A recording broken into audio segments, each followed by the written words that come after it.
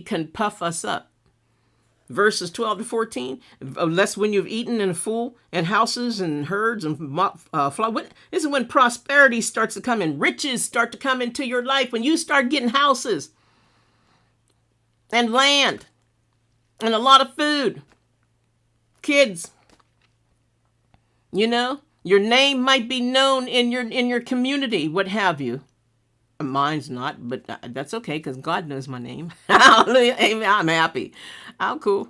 Hallelujah. Amen. Houses, herds, money, comfort, none are sinful.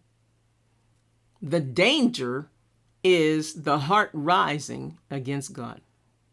The heart rising. Pride starts to creep in, and then you begin to wonder to yourself, what do I need God for? I did all this by myself. There you go. Devil